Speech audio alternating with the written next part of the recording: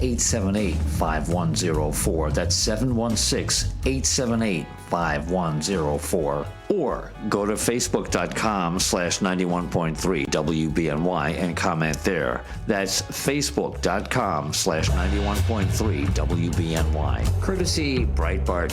It infuriated me because this is... All right, welcome to Living for the People. This is L. Nathan here.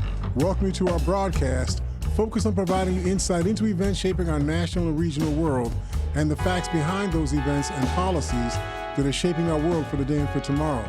Join us weekly on Mondays, Wednesdays, and Fridays from 9 a.m. to 10 a.m. following Amy Goodman's Democracy Now! Program. And of course, our program is live, so you can call and you can join our discussion. We really hope that you will. Our number here again is 716-878-5104. That's 716-878-5104. We're also here with Norm Carter, who is our in-studio audience of one. Welcome, Norm. Thank you, Mr. Hare. Good morning, sir. Good morning. And of course, we're here with Willie H., who does the live streaming of the program. Welcome, Willie. Welcome, everybody, to Living for the People with L. Nathan here. Check us out, 716-878-5104. That's 716-878-5104. So, I want to take a little bit of a look at the debate, the third debate this past Wednesday. But before we get there, I want to talk about something. Norm, I was kind of beating you up about this, and you were trying to help us to get to a sort of a sensible resolution on this thing with regard to this budget stuff, right? We started talking back in May that the arguments they were having about the debt ceiling basically were an argument about the budget and the deficit, and that instead of putting that argument to bed, coming to resolution in May, getting it done, and then spending the rest of your time for this year implementing what you got done, they kept kicking the can down the road. So it went from May to July, went from July to September, and now we're back here in November. This is the fourth bite at the apple, having the same argument over the same thing over and over and over again. Help me, Norm. Hey, Mr. Hare, I'm just feeling like that horse. They dangling the carrot in front of me, and we take what we can get, but they're not giving up much of nothing. This is crazy. I went to an article written by David Morgan. He was writing for the news service Reuters, and he talked about basic article was the U.S. House Republicans plan their shutdown averting measure amid a credit warning. That credit warning has actually occurred. The United States credit rating has been rated as negative in terms of its outlook, which means that when the United States tries to sell Treasury bonds and Treasury notes going forward, they're going to have to pay a higher interest rate on those notes. Yes. Higher interest rates mean more money come out of your taxpayers' pockets to be able to pay for the expenses that you already incurred. Mm-hmm. That's not even counting the expenses that you're going to incur in the future because you don't have enough revenue coming in for the expenses you got going out. Right. So this is getting real stupid, and we just need to think about this. The Republicans aim to release, this is our new Speaker of the House, Michael Johnson from Louisiana. He's going to release I think he just published it Saturday, a proposed set of continuing resolutions, not continuing resolutions to fund the 12 departments of government, just a continuing resolution to fund the government until January 15th or January 17th, something like that, just past Christmas. Oh, yeah. So that we can go through the Thanksgiving and the Christmas holidays and act like, everything is hunky-dory, and all of the big arguments happen after the holiday season. And then you'll blame it on Congress. You won't blame it on the Republicans who are doing this. You'll blame it on Congress, which doesn't have a feel that it's Republican or Democrat. When you talk to people about what's going on, they say, yeah, Congress isn't doing this. And it's not that Congress isn't doing. It's the people who are in control of Congress who are doing it. Yep. It's the Republican majority that just won't budge. Their position, even though there was a deal struck between Kevin McCarthy, who was the former Speaker of the House, and Joe Biden back in May. There was the deal was cut in July, but it was actually worked out in May. And that deal basically said that if you can't come to agreement on each of the 12 departments of government, if you can't come to agreement on each one of them and put that into the same budget resolution, then we're going to go with a deal where every single department of government has to live with a 1% cut in their budget from what the budget was in 2023. And everybody would have to live with that. Now, that was the deal in order to get the debt ceiling done. Mm-hmm. But the Republicans, immediately after that deal was done and the debt ceiling was raised, came back and said, well, I know we said that. I know we promised that, but we didn't mean it. So we're going to go back and carve up the budget all over again and suspend government, all over again, or shut down government. That now they changed that and they got us through from September to November 17th. But here we are facing November 17th this week, and they're doing the same thing again. No, we're going to hold you hostage. We're not going to fund the government, and if you all don't like it, lump you. Yeah. That's not the word they use, but that's the. It was a 4-letter word. I'm going to leave it with that. And right? We know they don't care, Mr. Hare, and they just want to make President Biden look bad, in this particular. And even the things, as they hold us hostage, the appropriations that we have, they're going to really make people that don't have money struggle, and it just makes things really, really tough, and it makes people, our voters, they're looking at Biden, talking about Biden's not doing his job, but it's Congress and the negative aspect in Congress. And remember the tax cuts that were passed as the price that the Republicans charged for continuing to have services to veterans, to have services for child care, to have services for impacting correcting things that are going on in the environment, in terms of producing clean energy, mm-hmm. Making the country more energy independent, and so on. The price that had to be paid in order to get those things done was a reduction in taxes, right? Which makes no sense. If you're not doing these things, that we're talking about 2020, 2021, with the I forgot the name of the law that was passed for the veterans who were being afflicted by a disease from being stationed near these pits where they had put the bodies of people that had been killed. That created a cloud of bacteria and germs and so on that affected the veterans that were near those camps. And many people got sick. So there was a legislation passed for that. But that was new legislation doing something new that had not been done before. You got all kinds of new initiatives that are being done to bring manufacturing jobs from low-wage countries, to bring those jobs back into the United States so that we have a manufacturing job base for the people that live in this country to work and live and eat, and buy houses and so on. Mm-hmm. But those things have to be paid for. Those services to the population have to be paid for. Services to keep people in heat. When heating bills rise because of the cost of energy, then people who have very limited incomes, they're being put in a position where they have to choose between insulin and turning the heat down to 60 degrees.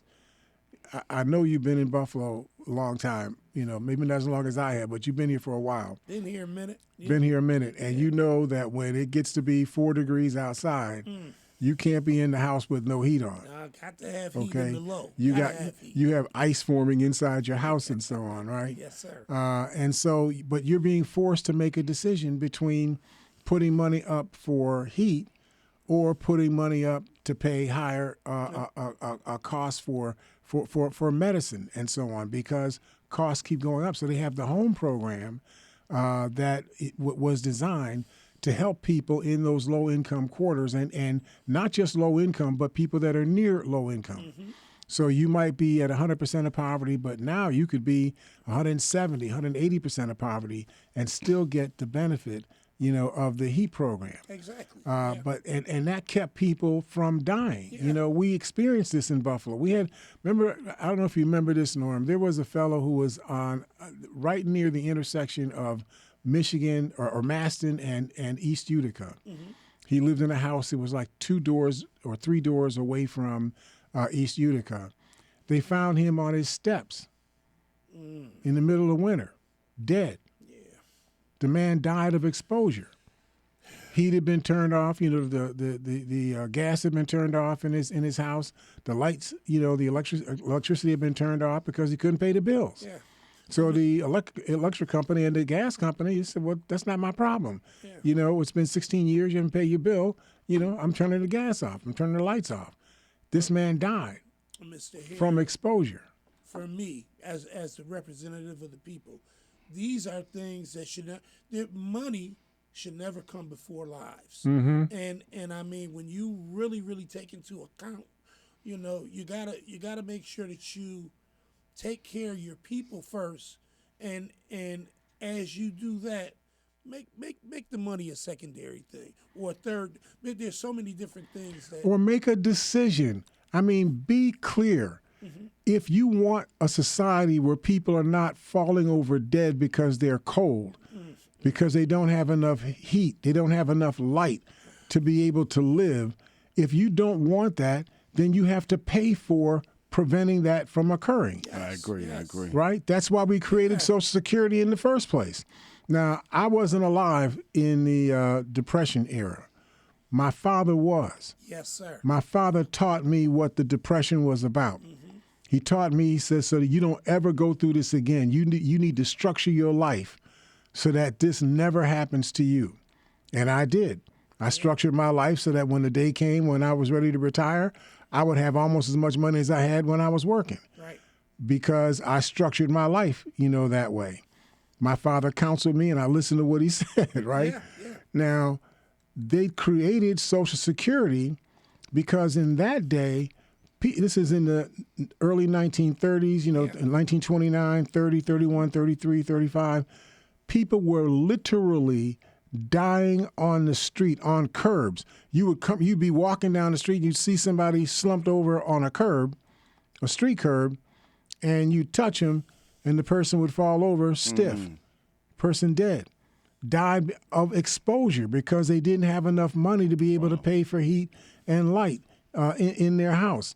We had people who died in their homes because they had a problem with their pregnancy, but they couldn't do anything about it because they couldn't go to the doctor because they couldn't pay for it. Wow. So the baby just metastasized whatever its disease was or illness was, and that poisoned the mother, and the mother and the baby died. And just in the house, just in there dead, and so on. I mean, you have to pay for that. So you carve a piece of money out of your income called taxes, and you use that tax money to pay for those things that you as a community, as a society of people, that you agree we need to do these things collectively. That's what government is all about. I get so aggravated when I hear these people act as though they're being, tough guys.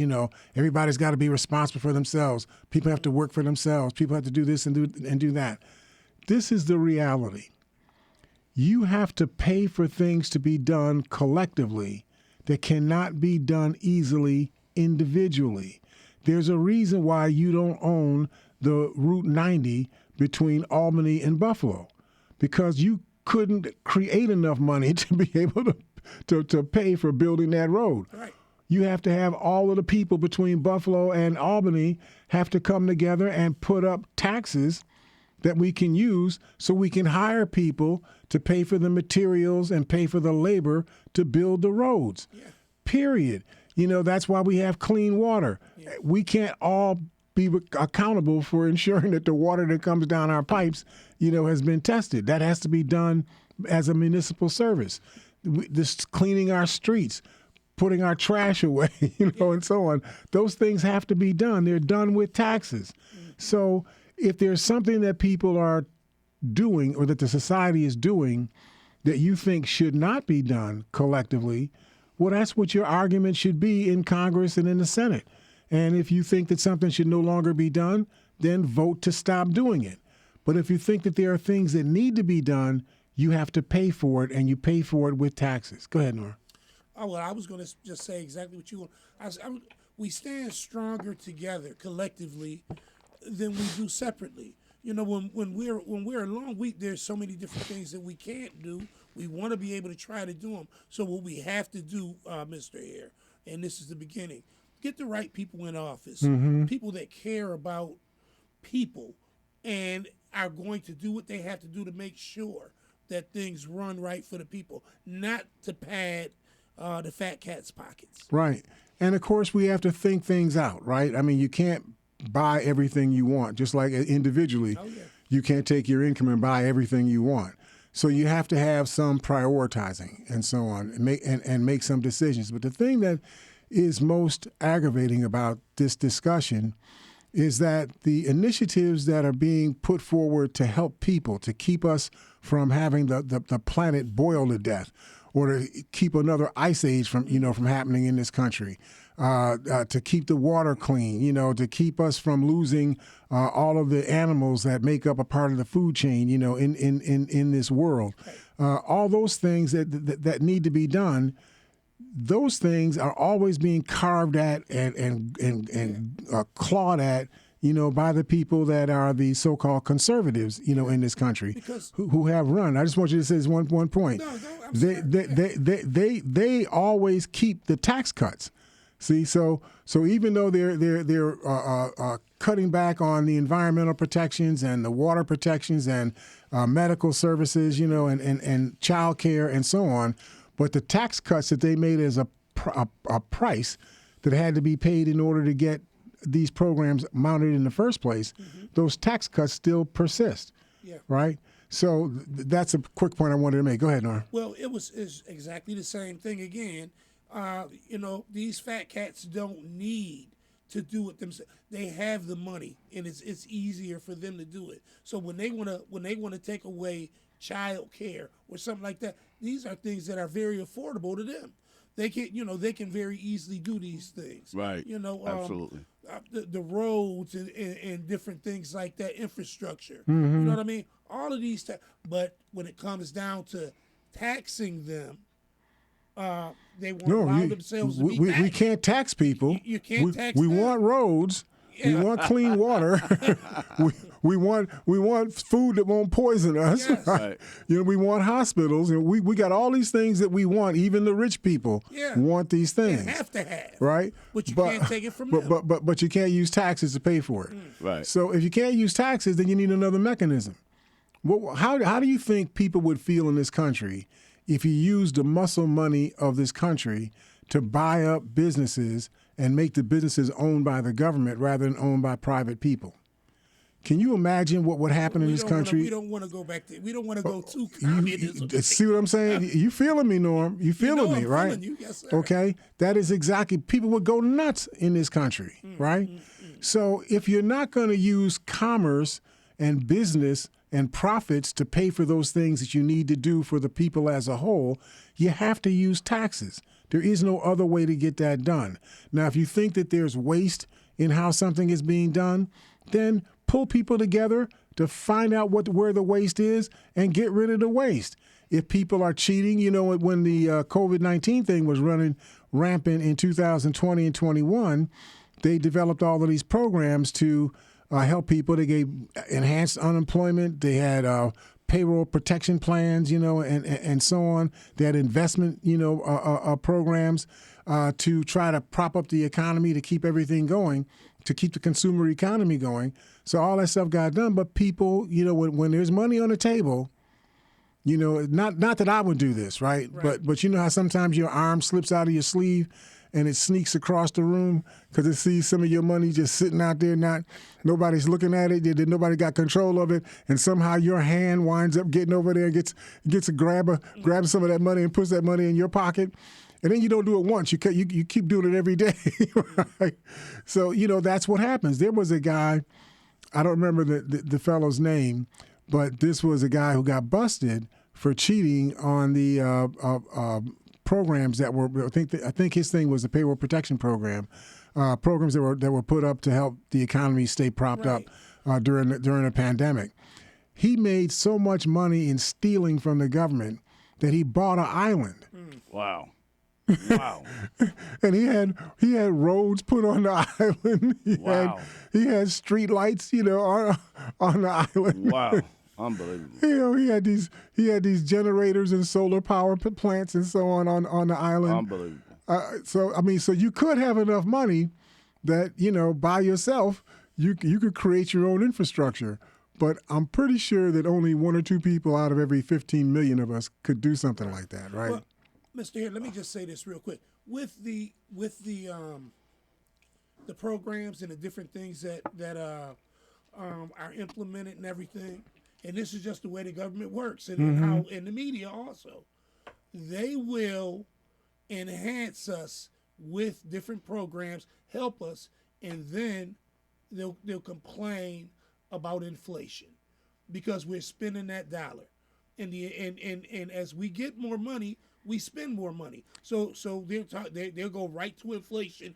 Whatever they do, it's going to make President Biden Norm, look bad. keep in mind that one of the principal drivers of inflation is the increases in the cost of gasoline.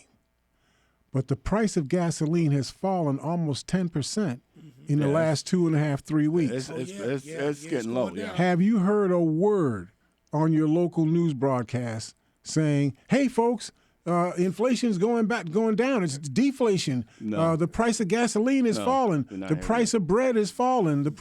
Good news is not told. Not a word on your even your national, 6 o'clock and whatever 10 o'clock news and so on. You don't hear a word about that. If you do, it's only in passing. But this is the thing, Mr. Hare, and this is the problem that I have. As good as President Biden has been doing, pretty much with most of the things that are going on, there's nothing talked about in a positive light towards him. Or they put shade on it. I mean, Right. If you say that, well, the unemployment rate has been 3.7, 3.8, 3.9. Right. Historically, 50, 60 years since the unemployment rate has been that low, and it's been this low for over 2.5 years under Joe Biden. They would say, yeah, the unemployment rate is like that, but it's keeping inflation going because so many people have money now. That's a terrible thing. The people have money now. Inflation is being increased. And there's a recession, around the corner. They started talking about this recession in March of 2021. They started talking about this recession that was on its way. It's now almost December of 2023, and the last quarter, the economy expanded by 4.9%, more than twice what the expansion rate is that they had hoped to have seen, in the economy. So it's always the same story. And it's always, when they do it, it's always on the Democrats' watch. When the Republicans were in power, then it was, boy, inflation is under control. Boy, unemployment is under control. Oh, boy, the economy is just robust. Boy, Wall Street's greater than it's ever been, right? So I'm looking to hear from you all in the audience. I mean, it can't just be me. I know I'm giving you one side of the story. I'm giving you my side. So I want to hear your side of the story. Please give us a call at 716-878-5104. That's 716-878-5104. We accept all views. Thank you so much. Look forward to talking on the other side of the break here at Living for the People at 91.3 FM WBNY.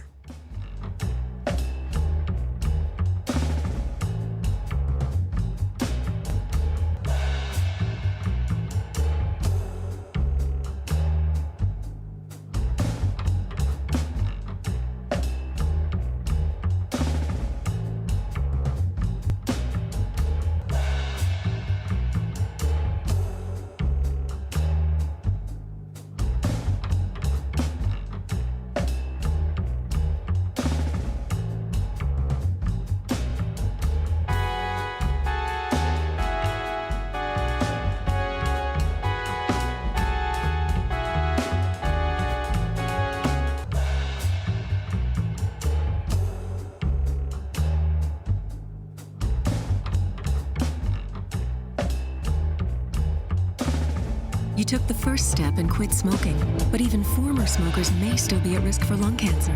That's why SaveByTheScan.org wants you to know about a new low-dose CT scan that can detect lung cancer early. It takes only 60 seconds and could save your life. You took the first step, now take the next. Visit SaveByTheScan.org for a simple quiz to see if you're eligible and talk to your doctor about screening. SaveByTheScan.org is brought to you by the American Lung Association's Lung Force Initiative and the Ad Council. 91.3 FM WBNY is proud to present Democracy Now! With Amy Goodman. Welcome to Democracy Now! Award-winning investigative journalism. Is the NRA imploding? Providing relevant analysis that makes you think. Secret State Department documents, including evidence of U.S. war crimes. Fact-finding reports you will not hear elsewhere. Democracy Now! Airs Monday through Friday, 8 a.m. on 91.3 FM WBNY Buffalo. Ready for radio that's challenging, innovative, and encouraging? Tune in, Living for the People. This is L. Nathan Hare. Join me right here, 91.3 FM WBNY. Mondays, Wednesdays, and Fridays at 9 a.m. after Amy Goodman's Democracy Now! We'll provide objective analysis regarding current issues. Call 878-5104. It's Living for the People on 91.3 FM WBNY.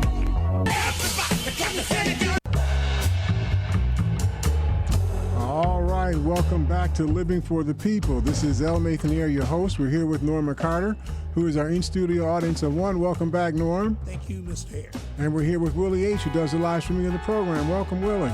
Welcome, everybody, to Living for the People with L. Nathan Hare. All right. Now, I don't know who that long music interchange was for, but we need to put commercials in that space. Okay.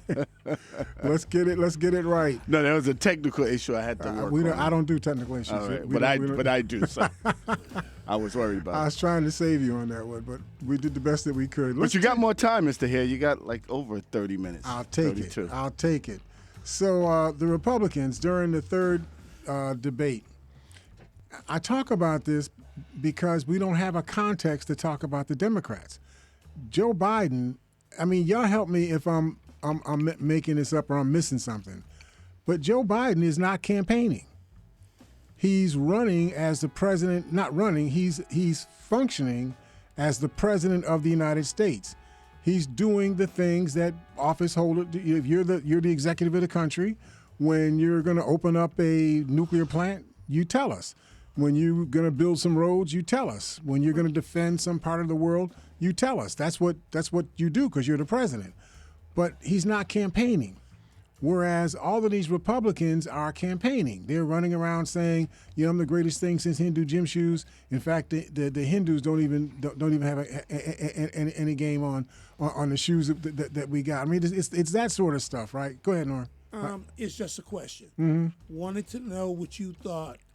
Do you think that's a mistake by him not campaigning and not raising money for his campaign? Well, he's raising money for his campaign. He's got over $100 million that he's put together for the campaign so he's far. raising money. He's raising money. Raised right, money. And remember, he doesn't have to raise the money. The people who have money that want to influence, government, they come to you. Especially when you're the incumbent, you're already in the office, so you can already swing the bat to do what they want done. Okay. So they say, yo, Joe, I you want to give it a go? I can't say I'm giving you the money for this. I'm gonna give the money to this PAC over here, but I need a little flavor on this deal. We would like to do a little drilling over there in Alaska. And we already own the rights to drill over there. We just got to get past all these environmental regulations. People, can you help a brother out? I'm not saying that he would do that, but I'm just trying to help you understand it. Money comes to those people that are already office holders. Well, it's politics, and because they already have the power to influence. So of course you'd send money to them. Well, Mr. Hay, I think what Biden is doing is he's running a different strategy. And you're right. I don't hear a lot of campaigning. I don't hear a lot of defending. I don't know if he really wants to be president again. But I think his agenda is not. I'm not doing that. Well, I know for certain he wants to be president. He wants to run. Okay. He wants to run again. Okay. That's not the issue. Okay. I think part of it is, you only have so much energy. Right. running the federal government is a really, really, really big job. Right. I mean, you're probably working 12, 14 hours a day, every day, Saturday Putting and out Sunday fires, included. all Exactly. types of stuff, yeah. You know, and then, you know, just like you said, Willie, a fire happens, you know, in Arizona or California someplace, they expect you to be there within the day. Right. At the same time, some bombs are being thrown at somebody over near Ukraine. They expect you to be there in 2 days. You know, and it's just this constant, you know, demand on you as that office holder. So having that to do, and on top of that, having to do 3 or 4 or 5 campaign events every week is just overbearing. So I think that he has just chosen that, you know, I'm visible to the public. You know, they see me all the time because I'm always doing stuff. Well, they're just going to have to live with that as my campaign. I don't have enough time to be doing all of the stuff that Ramaswamy, what's his, that little narrow guy, you know.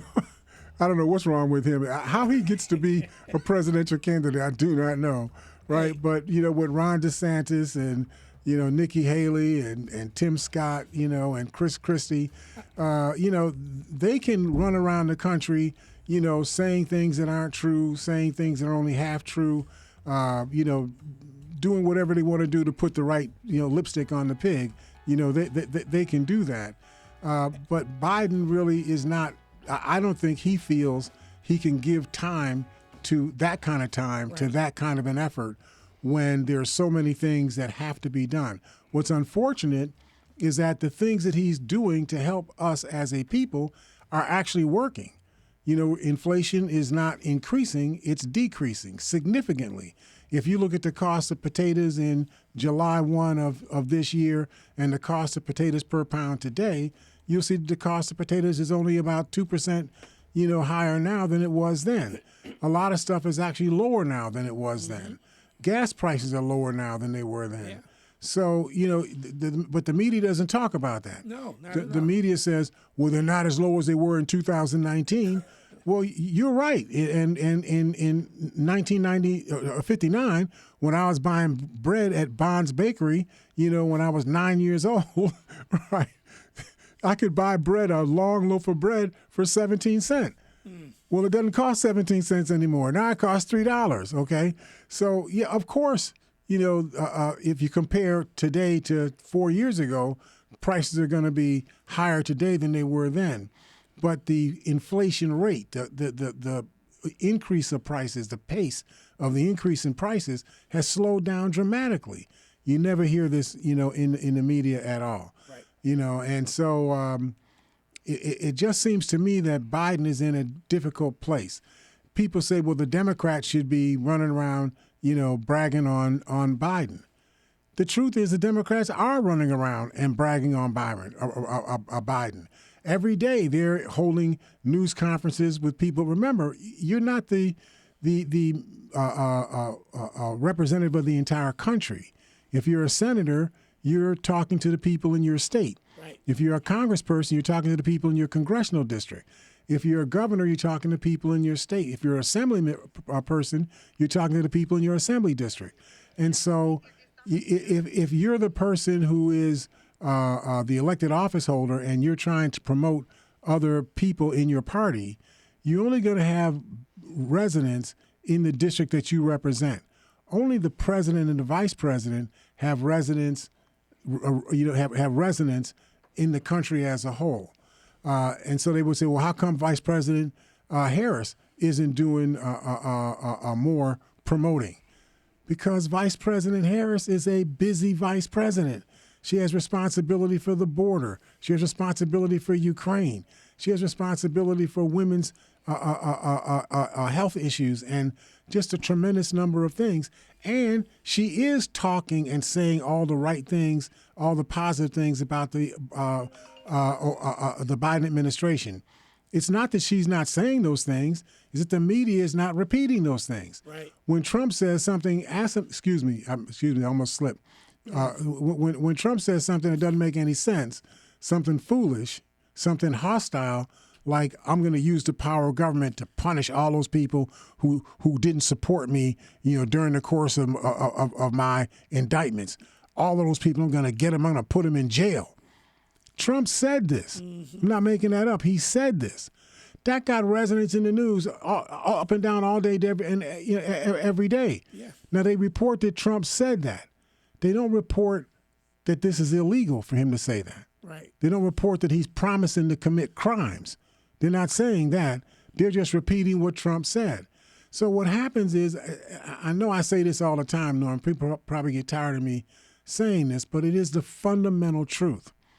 People become what they hear. Yeah. So if you keep hearing these assertions in this aggressive, positive posture, I'm going to do this to those people, I'm going to do this, and I'm going to take this away, and I'm going to this and this and this, and that's all you hear. You never hear anybody say, well, that's wrong. Right. You shouldn't do that. Nobody says that's illegal. You can't do that. That's unconstitutional. That's impossible for you to do. Nobody says that. They just repeat everything that DeSantis and Harris and Trump and all these people, they just repeat what they say. You know what, though, Mr. Hare? I think people are smart enough to really, really know and realize, number one, that that's wrong. And I think that the kind of campaign that President Biden is running is the shoot yourself in the foot campaign. Let these Republicans continue to do this negativity, all of this craziness that they're doing, while I sit back. Just you see what I'm doing. You see the good that I'm doing, and you just check me out. But Trump's going to ultimately wind up continuously making mistakes, and it's not going to bode well on him in 2024. Well, I hope you're right. I'm hoping that people are actually paying attention. Mm-hmm. I get the impression that people are just listening to the Republicans as if their nomination process is the actual election of the president of the United States. That's no good. Like whoever winds up winning the Republican nomination, that person is going to be the president of the United States. Real quick. Did Tim Scott bow out? No, if you mean, does he have an effective campaign that makes any sense? No, he doesn't have an effective campaign. It doesn't make any sense, but he's still running around. He was still in the debate a week ago Wednesday. I thought yesterday I saw in the news, and because I was trying to get a bearing on this, but I thought that they said that he stepped down as of yesterday. I hadn't seen that yet, but I'll take a look at it. Right. I don't know. But your former Vice President Mike Pence, he said enough is enough. I can't play this game anymore. Right. And Tim Scott, God bless him. Did he have 1% of the support of the public? Well, it may be a good idea for him. Maybe one half a percent. So let me just quickly on this abortion issue, because this was the driving issue in the elections that took place this past Tuesday.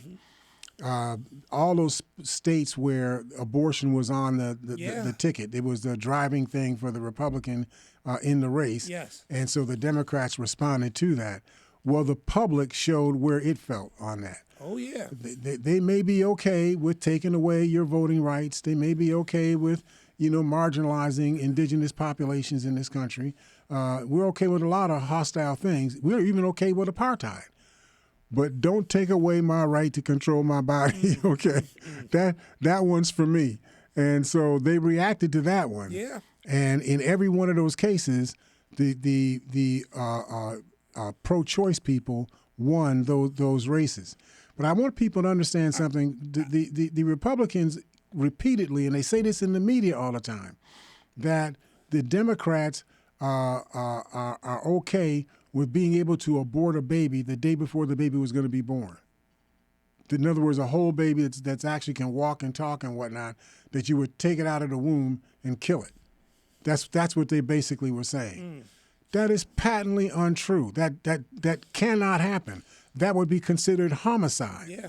That would be a murder. Okay, you could not do that. Mr. A, before you move forward, I just want to ask a quick question. Mm-hmm. Do you think that due to the climate and the way that things are going, can this Supreme Court decision, the new Supreme Court decision, be overturned? And is it heading in that direction? No, because we don't have a Supreme Court anymore. Now we just have some appointed Republican officials that are sitting in the Supreme Court seats, and they're just going to do whatever the Republicans, say they want done. Okay. Remember when these last 3 Supreme Court justices, this is Kavanaugh, Gorsuch, and Amy Coney Barrett, when they were appointed, every one of them said before Congress, before the public, when they were asked, Roe versus Wade has been the law of the land for 47, 48 years. Are you going to, or are you going to reconsider Roe versus Wade and take it away as what they call precedent? In other words, when something has been established as a precedent, that it's the foundational basis on which all other decisions on this subject are to be made. Yes. Precedent always takes a priority. You don't change a precedent. So if a precedent is that you have one man, one vote, if that's a precedent, you couldn't come up, later on and say, well, I know I'm only one man, but I need 46 votes. You couldn't do that because the precedent would prevent that. You as a Supreme Court, when that came to you, you would knock that down and avoid it because it would violate a precedent. But the Roe versus Wade was a precedent. Yes. It established that women had a right to control their own body, a privacy right. Their body belonged to them. Mm-hmm. It doesn't belong to Ron DeSantis. It doesn't belong to Chris Christie. It doesn't belong to Donald Trump. It doesn't belong to Margaret Taylor Greene. Your body belongs to you. And if your body belongs to you, you are the one who makes the final decision about what happens with your body. Okay. That's what Roe versus Wade was decided on. Right. What the Dobbs decision did was to go back and look at Roe versus Wade again and say, we don't agree with the basis of the decision for Roe versus Wade. We don't think that the Constitution guarantees you a right to privacy. This is what they said. Yeah. Something that you have believed your entire life, that you had a constitutional right to your privacy with the Fifth Amendment and the First Amendment. But they said, no, the Constitution didn't say that. It doesn't give you a statutory right to your privacy. Based on that, they voided the decision of Roe versus Wade and put you back in a position that you were in before Roe versus Wade was decided. They claim that they did that so that every state could decide on their own. But for every state to decide on their own means that in state number 1, you would have a right to control your body, but in state number 2, that's right next to state number 1, you wouldn't have that same right. Well, what if we did that with driver's licenses? What if we did that with marriage licenses? What if we did that with any number of things where every state had a different set of rights and constitutional privilege and so on? The Constitution doesn't matter in that case. There you go. I mean, you might as well throw it out. And that's exactly what the Republicans have put in motion. That's what's going on right now. So people counting on the Supreme Court, I wouldn't take anything to the Supreme Court until 2 or 3 other people have been nominated to the Supreme Court to replace people that, for whatever reason, got some sense. Well, they wouldn't leave on their own, but maybe they get sick or they pass away, and a vacancy occurs on the court. But I wouldn't put anything before a court that has the 6 vote conservative majority on it. Well, let me rephrase my question. Mm-hmm. At this time and where we are now, by Roe versus Wade being the initial and let's just say the status quo from the forefront. Now the Dobbs decision has kind of changed things, but throughout the states, are we at that point where each state is basically each state is doing its own thing, and that's my point. Right. So if you're in New York State, you might. Or whatever, I don't know what the policy is here, but whatever it is. New York State is a very liberal state, so okay, so we're good. You have all your rights in New York State. Say you're in Alabama, but if you're in Ohio, they just enshrined your rights into the Constitution in Ohio. They just got that done last Tuesday. Okay. If you were in Michigan, that wouldn't be the case. If but you're they in could, Wisconsin, they could drive Let me ask, could they drive? Well, sure, you could. To But remember, what Texas and Arizona have done, they've passed law, and Georgia, they passed laws to make it illegal for you to drive to another state to get an abortion. So they say it's illegal for you to have an abortion in your state. Wow. But if you drive to another state where it is legal, right? So that's like you're an American citizen, but you're only an American citizen light. You know, instead of being a full American citizen, Right. you're only American citizen light, right? So let me just on this abortion thing, that even the premise of this abortion thing, according to the Guttmacher Institute and the Kaufman Family Foundation, this report was done in January of 2022. It says that 93% of reported abortions in 2019 were performed on or before the first 13 weeks of a pregnancy. 93%. That means 93 out of every 100 pregnancies, abortions that occurred happened in the first 13 weeks of the pregnancy. Okay. 6% were conducted between the 14th and the 20th week of the pregnancy. That takes up 99% of all abortions occurred before the existing Roe versus Wade statute, which said that you could abort a baby without any cause other than the will of the mother. You could abort the baby up to 23 weeks. After that, there had to be something wrong. You know, the mother was in health trouble or the baby was in health trouble, something like that. Even the last 1% of abortions that take place after the 20th week of gestation, even of that 1%, almost every one of them occurred in the 20th, 21st to the 38th or 39th week, occurred because there was something wrong with the baby or there was something wrong with the mother. The baby was either going to be born dead or the mother was going to die if the baby was carried to term. It was going to kill the mother. Think about this for just 1 second on this rights thing. How would you feel if you were put in a position where you had to choose between you living or your baby in the womb living? How would you feel? Well, that's a hard one, man.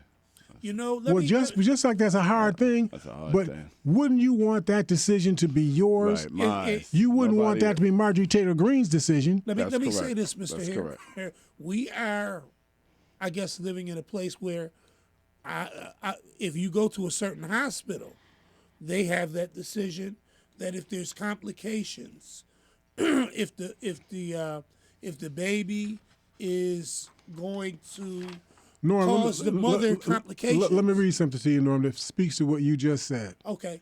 Health and Human Services is responsible for administering a law called the Emergency Medical Treatment and Active Labor Act. And what it says is that any state that receives Medicaid funds must provide abortion care in situations where the health of the pregnant person is in jeopardy and terminating the pregnancy is needed in order to stabilize that mother's condition. That's the law of the country. But Ron DeSantis, Chris Christie, Nikki Haley, you know, all these different people, you know, Donald Trump, they don't care about the law. Let me say this though.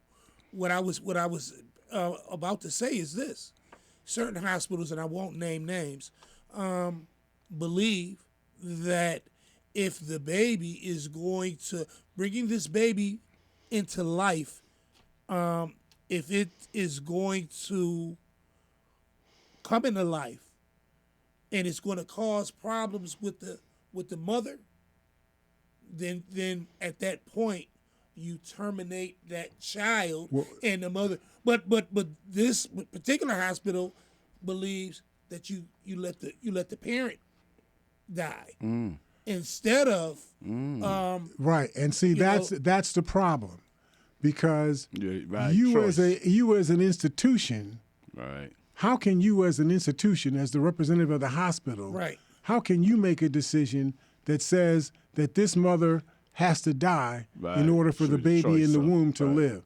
What gives you the right to make that This decision? was the okay? craziest So, thing. but your point is well stated. Right. That's what the pro-life people are saying. Now, pro-life. Let me just say, probably 10 years back, 15 years back, I used to have my family, my 5 children, my ex-wife, me, on the corner in front of the hospital protesting. Now, when we were on that corner, we were for children's lives, but we had no idea. What we were thinking is that they killed the baby when the baby was ready to come out. That was our mindset, that they was killing the babies. All the other stuff that I've learned later, like people having choice who lives or die, or the baby at a certain term they only go out to kill the baby. Right. There is almost no documentation of any instance where a mother said on the day before the 38th week of pregnancy, when the baby's full term, then the mother said, no, I don't want to have this baby, kill the baby, pull it out of the womb and kill the baby. Right. There's not a single instance of that occurring in the history of humanity. That has never occurred. That's an outright lie. But that's a lie being told by Tim Scott, your favorite, presidential candidate, right? He said that lie, right? But he wasn't lying just then. He has other lies. Let me just see if I can get a few of these things out before the break. No, 7 minutes you got for the I got show. 7. Okay. 7 minutes. Tim Scott said, I'm quoting him, "I believe that we have sleeper cells in America. Thousands of people have come from Yemen, from Iran, from Syria, and Iraq." In the first place, Customs and Border Patrol doesn't keep records of the nationality of people who they interdict, who are on the terrorist watch list. They keep records of how many people that they interdict and send back to whatever country that they came from. Everyone, there were 500 and I forget the number, just a little over 500 of those 500 of those people that were caught on the border. 591 times they encountered people on the border who were on the terrorist watch list. Every one of those 591 people they sent back to whatever country they came from. They only stayed about a day, and they were sent back. So Tim Scott's assertion is just specious. Beyond that, it's so aggravating because the majority of those encounters occurred at ports of entry on the northern border. They were having a discussion in the debate about the southern border. That's what Tim Scott was being asked about. He claimed that thousands of people, terrorists, are coming across the southern border, people that are coming from Yemen, from Iran, from Syria, and Iraq, when in reality there were 591 interdictions of people who were on the terrorist watch list that occurred in 2022 that occurred, but every one of those incidences took place at ports of entry, not people running across the border in between ports of entry. They were people that came through the actual port of entry, and they were people that came through on the northern border between the U.S. and Canada, not the southern border between the U.S. and Mexico. Tim Scott was just trying to make himself look like he knew something, that he had some game. But so hopefully this past weekend he said, I really don't have any game. And, he gave up the ghost. I believe he stepped down, sir. just insane. There's this whole thing, this Ramaswamy is just really getting on my nerves. He makes the assertion, Joe Biden's son, Hunter Biden, got $5 million in a bribe from Ukraine. That's why we're sending $200 billion back to that same country. Now, he makes these assertions, even though most people think that he's a knucklehead and that they have many worse characterizations than I'm going to say about him. But they repeat the stuff that he says. So you hear all these people out there in the public who say, yeah, well, Vivek, whatever his name is, Ramaswamy, he said that Joe Biden got a $5 million bribe. Well, here's the reality. Bribery allegations against Hunter Biden are unsubstantiated. They stem from a 2020 form. You know, when you're writing out forms for your boss to do reports and so on, they stem from a 2020 form that FBI agents use to record unverified reporting from confidential human sources. An FBI official told the House Oversight Committee that the allegations on the confidential reporting forms were unverified. An unnamed informant named Mykola Zolewski, who was an executive at the Ukrainian energy company Burisma, who was under investigation for money laundering and tax evasion, he said that this Ukrainian fellow paid $5 million to both Joe Biden and Hunter Biden to persuade the elder Biden to advocate for the firing of Ukrainian prosecutor Viktor Shokin. Now, I know this issue well because I talked about it during the run-up for the president's campaign in 2020. And during the course of that time, this Shokin person was somebody who Biden was advocating that he be taken out of office because he was refusing to investigate corruption in the energy industry in the Ukraine. They finally did kick this guy out. They put another guy in place, and Zelensky came into office, and they got a lot of that corruption stuff under control. So I don't know much more I can do, on that. Let me ask this question, Mr. Hare. With this being said, and all of the things that are alleged, how come the media doesn't fact check? I mean, it seems the media did report what I'm just saying, but they did a whole lot of hullabaloo on this for like weeks that Biden was under suspicion. Then the report came out that the assertions were unverified, and the person who was supposed to come and testify about it, right. This happened this year. The person supposed to come before the Oversight Committee and testify about it, they couldn't find the guy anymore. He disappeared. So now you're talking about an unverified report that's supposed to be validated by a person who is running away from you and doesn't appear. It has not appeared. That's what I'm saying. There's no validation. So the media, basically, it seems that they say things and there's no fact check or anything, and it's just stuff to keep stuff going. Yeah, what they do is they keep repeating that Joe Biden, may be indicted, for this bribery corruption issue.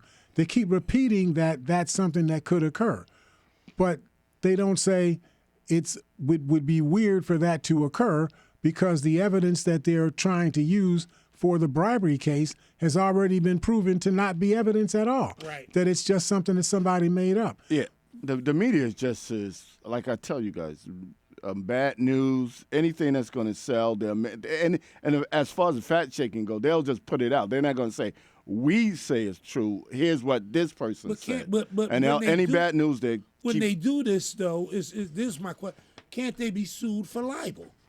It's hard to win a libel case. Right.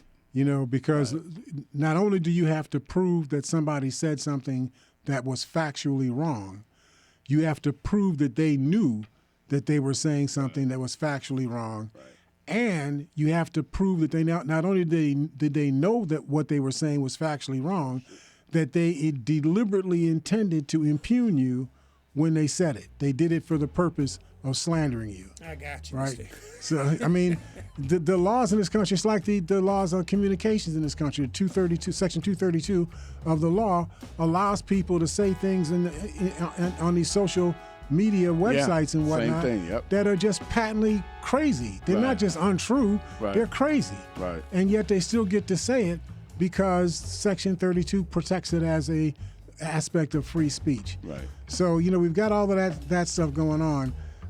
There's so much that was talked about by these people. Like I was trying to say, Tim Scott was saying California, New York, and Illinois allow for abortions until the day of birth. That doesn't make any sense in the first place. If you're born, by definition, you are on the planet. If you're on the planet and I kill you, that's murder. Right. Plain and simple. Right. Scott is just saying stuff to get these people in our public, that are the representatives of the white citizen councils, that used to rule in the southern cities, to get them excited, because we're Christians. So being a Christian doesn't give you the right to be wrong. You can't say things that are untrue and say because I'm a Christian, it's okay for me to say things that are patently untrue, right? So there's so much to it. I just wanted to quickly say Ramaswamy produced this lie. There was enough fentanyl that was captured just on the northern border last year to kill 3 million American people. The reality is it takes 2 milligrams of fentanyl to create a lethal dose. It would be more or less depending on how big you are as a person. Wow. At the northern border, officials seized 14 pounds of fentanyl in fiscal year 2022 and 2 pounds in fiscal year 2023. Think of what I just said. The Biden administration, which didn't come into office until January 2021, in 2022, his administration seized 14 pounds of fentanyl. By 2023, in that year, the year that we're in right now, the year that's not even over yet, as of September, had seized 2 pounds in this year. So they've reduced the amount of fentanyl, imports into the country by a sevenfold. In other words, the amount that's come into this country has been reduced to 1/7 of what it was the year before. Very good. Has the media talked about that? Not a word. Not a word. That should be a big deal, but not a word, right? So, your cousin, this is the last thing I'm going to say. I know I'm in somebody else's time, but the last thing I'm going to say is this is Ron DeSantis. Cowboy Ron DeSantis with the boots, with the lifts in the boots to make him look taller. He says, if someone in the drug cartels is sneaking fentanyl across the border, when I'm president, that's going to be the last thing they do. We're going to shoot them stone cold dead. Now, you are not running across the border with Mexico with U.S. Marines, U.S. Army troops, U.S. airplanes. You're not just running willy-nilly across the border trying to figure out where the drug cartels, headquarters are, and bombing them and blowing them up and machine gunning them, to death. You can't shoot people in the United States and get away with it, even if you saw them commit the crime. You still can't shoot them in the United States unless there is a danger directly to you. Right. It is insane to keep fanning this notion, which appeals to these white citizen council people in this country, that we, the United States, have the moral authority to go and shoot people who we think are doing something bad someplace else. You have to respect other countries' territory as being their territory and not your territory. You have to go through the laws of that country, not through your laws when you're in another country. This is just nonsense, and we need to do everything we can to reverse people's thinking in these nonsensical ways. That's all I can do right now to cover what they covered during the course of the third Republican debate. We'll get into some other issues that are more current when we see you all on Wednesday here at Living for the People at 91.3 FM WBNY. We'll see you all then.